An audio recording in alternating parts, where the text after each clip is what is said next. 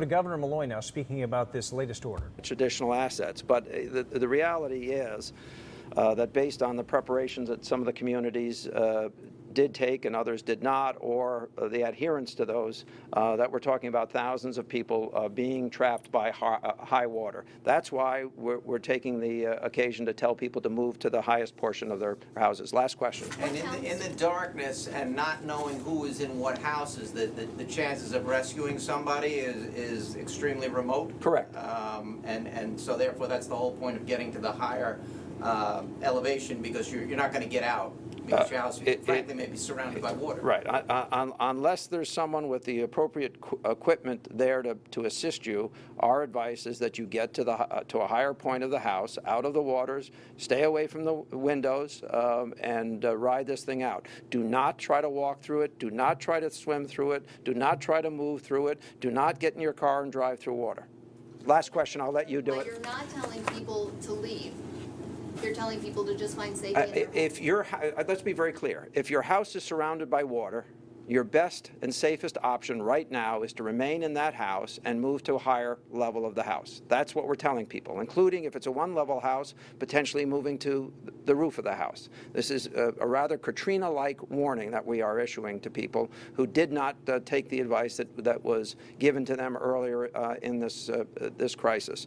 If you're not surrounded by water and you can see higher ground that you can walk to, obviously I'm not telling you to wait until you're surrounded by water, but we have 2 more hours of tide gathering in the farthest reaches of the Sound. And we have communities that we now know are cut off and houses that are cut off. So that's who we're speaking to. We'll get to the rest of it later. Stay away from trees. Can you give an enlightenment as to what happened from your last briefing? The worst... Let me finish. That showed you, that informed you that there was this dire situation of thousands of people stranded. We began. Kind of startling. Yes, obviously it is. We began to get, and by the way, that's my estimate. All right, so I mean, I just looking at the potentiality of people who are within level 4 stretches of land. So it is an estimate. I don't want to rise and fall by it, but I suspect we're talking about thousands of individuals who are in harm's way. What we're giving is the best advice to get them through this next 2 hours, 3 hours. That's what we're trying to deliver right now. What happened is the winds picked up. More water was forced into the Sound. We got some very interesting readings from the other side of Long Island, understanding what amount of water had gathered over there.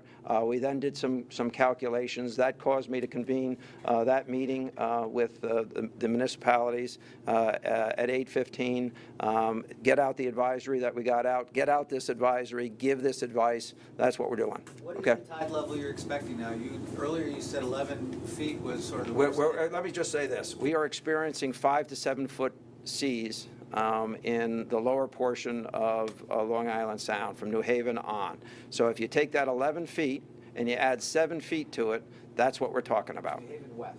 New Haven West is the most critical. Well, we talked to everybody up through Saybrook, New Haven West, but just the topography. As it gets narrower, you got it. Thank you.